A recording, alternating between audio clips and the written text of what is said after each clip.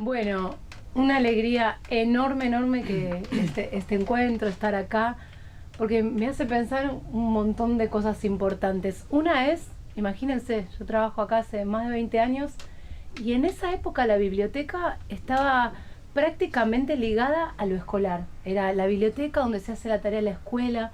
La mayoría de los libros eran libros de escuela. Y nosotros sabíamos que estaba bueno atender eso, pero queríamos que pasen más cosas en la biblioteca. Y ampliamos el territorio posible por el lado de la literatura, pero también por el lado del arte y las muchas maneras que hay de habitar una biblioteca. No solo venir a hacer la tarea, sino otro montón de cosas. Ahora yo estoy en problemas porque tuve que estudiar un montón para ser bibliotecaria y cada libro tiene una clasificación precisa. Ahora me encuentro con esto, que es un disco, y no sé bien dónde lo voy a poner, porque acá tenemos una sección de poesía, una sección de arte, una sección de música, separadas, y de repente aparece este disco de Germán y de Nicolás, que es un disco que es un cuadro, que es un disco que son muchos cuadros. ¿Cómo es? ¿Dónde va? ¿Va en artes visuales? ¿Va en música? ¿Va en poesía? Bueno, ese es un problema bienvenido que no será tan problemático. Digo que es una alegría que los lenguajes artísticos, la plástica, la música, la poesía, la literatura, se mezclen. Y esa es una de las invitaciones que hace la biblioteca, así que la llegada de este disco, libro, pinacoteca, que no tiene una etiqueta sola para poner, es muy, muy bienvenida. Así que me da mucho gusto también verlos a ustedes que hoy no están para hacer la tarea de la escuela, que hoy no vinieron a buscar una información de un libro, que hoy vinieron a intercambiar sus saberes con estos músicos invitados, ustedes que también son músicos. Así que vamos a disfrutar de este ratito. Antes de arrancar quiero agradecer yo también. La verdad que me parece que es hermoso esta situación.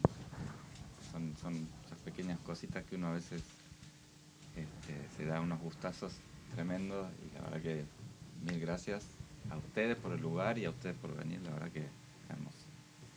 Venimos el mes que viene a ver dónde pusieron el disco.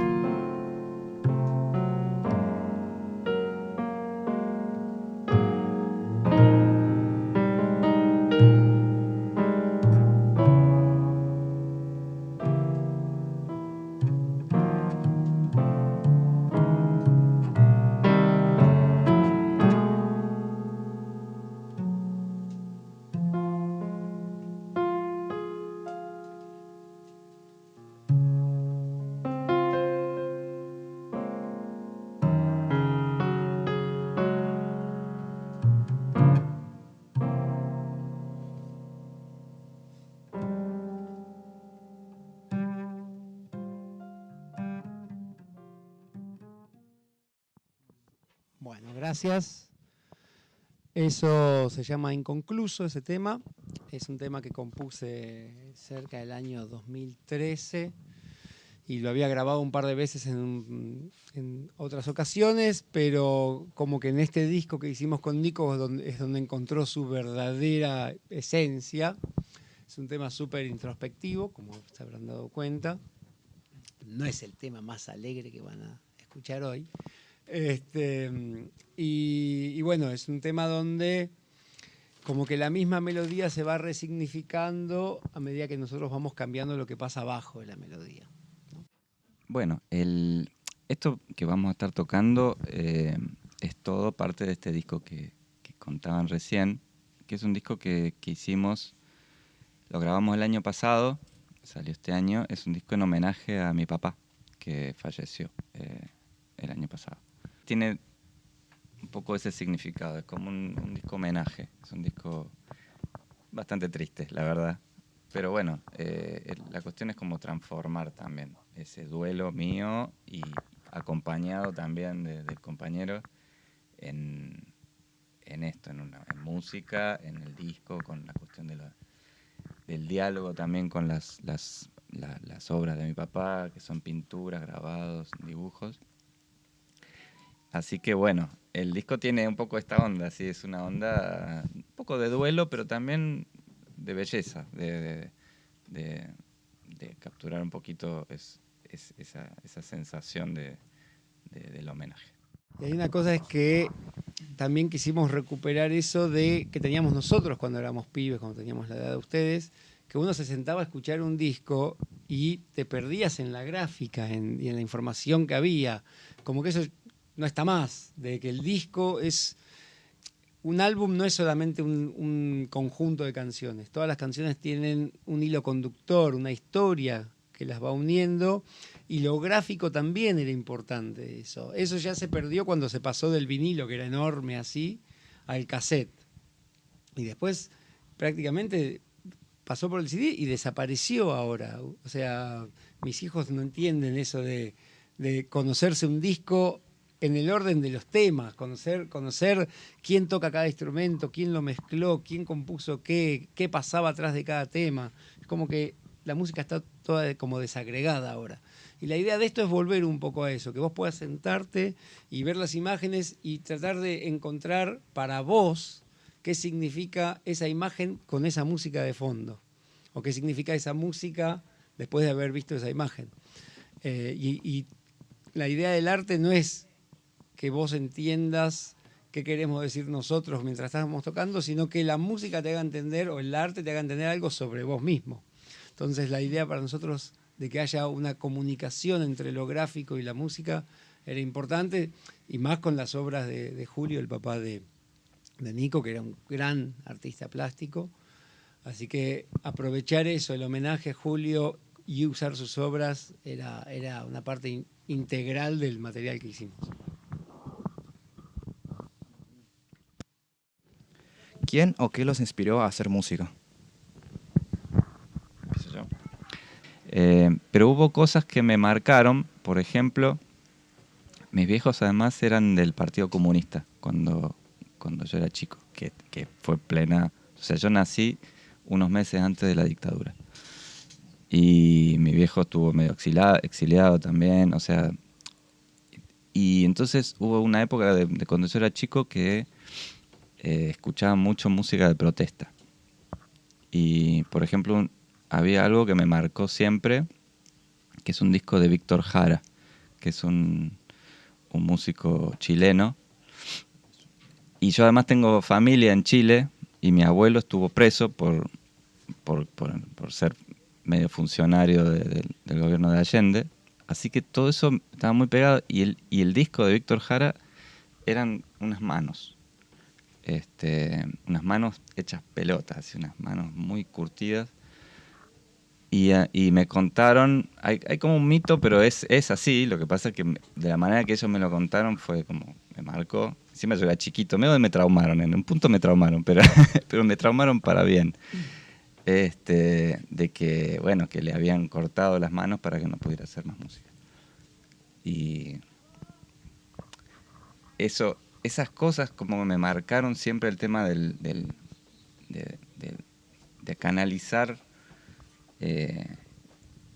a través de la música esto, el dolor, la felicidad y todo eso. Y esas cosas como que, nada, me llenaron mucho de eso. En mi casa siempre hubo música, mucha música por parte de mi viejo. Mi viejo tocaba mucho la guitarra, un día cayó con un teclado a casa, otro día cayó con una trompeta, y las cosas, es como que los instrumentos estaban siempre ahí. Y él estudiaba con un guitarrista de jazz de Buenos Aires, te hablo hace 50 años casi. Estudiaba con Walter Malosetti, que es un guitarrista legendario de acá de Argentina. Y un día nos llevó a toda la familia a ver un concierto de Malosetti con el grupo que tenía, y ese día todos los hijos volvimos a casa siendo músicos. O sea, los dos hermanos mayores que tengo yo, mi hermana, que es menor que yo, era muy chiquita, yo tenía 6, 7 años, y de ese concierto volvimos todos músicos. Vos le preguntás a mis dos hermanos que son músicos, uno está en España, el otro está en Bariloche, donde vivo yo también, y les preguntás qué día te hiciste músico, y es ese día que nos enfrentaron a una música increíble en vivo. Yo nunca había visto música en vivo y era una cosa que decís, yo quiero eso. Y hoy, 40 años después de eso, sigo queriendo lo mismo. Digamos, fue una impresión fuerte. ¿Qué sienten que transmiten con la música? Y es lo que te decía recién, la idea no sé si es transmitir algo o sumergirte en una sensación X. La idea no es que yo como músico te digo a vos lo que vos tenés que sentir, sino la idea es cómo me siento yo con respecto a lo que estoy tocando y qué despierta en vos. Porque no puede despertar algo en vos que vos no tengas. ¿Entendés? Entonces la idea es que cuando alguien te va a ver a un concierto, la idea es que se vuelva a su casa con algo que en su casa no había encontrado. Y además el entorno es parte también. O sea, ustedes, el lugar, el día. O sea, cada fecha en la que uno toca es diferente, no solo por lo que a uno le sale, sino por lo que pasa. También lo que sentís que pasa con el otro también. O sea, hay como un ida y vuelta todo el tiempo.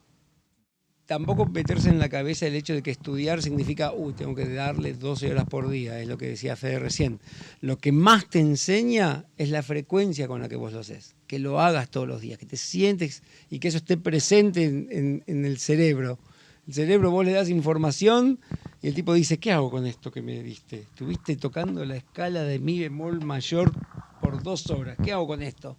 Si vos la tocás al otro día, el tipo dice, la está usando, lo voy a poner en esta repisa acá que está la... Ahora, si no lo tocas en 2 semanas, dice, ¿qué hago con esto? Agarra, lo tira al sótano ahí, donde están las cosas que ocupan espacio, digamos. Entonces, lo más importante de todo es que vos te hagas un hábito, que sea parte de tu vida.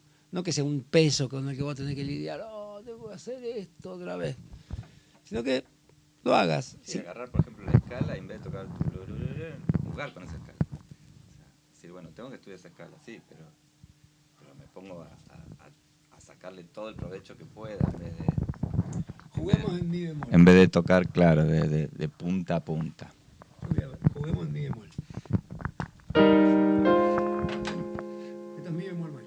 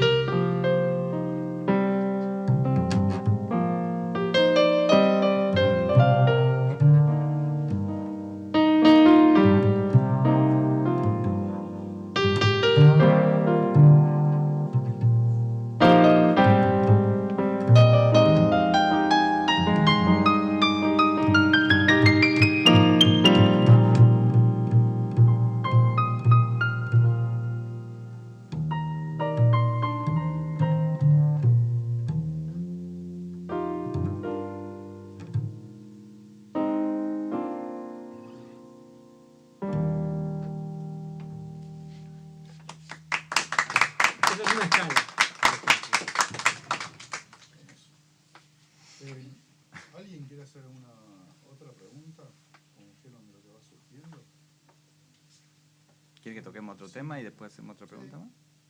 Pero si se lo Vamos ahora más ágil, vamos con lágrimas. ¿No? ¿Qué? Con lágrimas. Dale. Así levantamos un poco el... Igual está, no, porque eso es una costumbre que ahora lo voy a No, tocar pero es yo, divertido, yo. está bueno. A veces uno, como lo que decían del arte, como esa cuestión de qué encontrás vos, en cosas que no estás acostumbrado a escuchar, encontrás cosas tuyas también, y eso es lo bueno, y pasa eso, no es que tiene que ser todo arriba. Por lo tanto, por más que la música sea tranquila, digamos, no pasa nada, por eso... ¿Sabes qué imagen se me viene? La idea de habitar la tristeza, que es necesario. Claro. Aprender a pararse en vez de correrse de la baldosa de la tristeza y Totalmente. incluso bailar lento con la tristeza. Y la relación entre tristeza y belleza, ¿no? Ujú. También como eso, a veces es la poesía, a veces es una pintura, a veces es una peli, en ayudarnos a habitar la tristeza, a veces es ponerle palabra o ponerle imagen o ponerle un paisaje sonoro a ese estado. Sí, yo a Julio no lo conocí, pero me parece que, vos me dirás cuál es tu opinión, que el disco no es un disco triste, es un disco reflexivo, pero es un disco en homenaje, viéndolo como una persona linda, digo, como agradeciéndole su obra, agradeciéndole evidentemente vos, tu tiempo con él, pero a mí yo no lo encuentro triste el disco, lo encuentro tierno de algún modo. Claro. Que no es lo mismo, y lo encuentro súper intenso.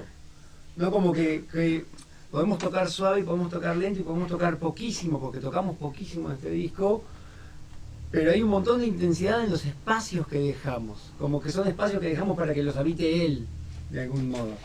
No sé qué pensás vos. Perfecto.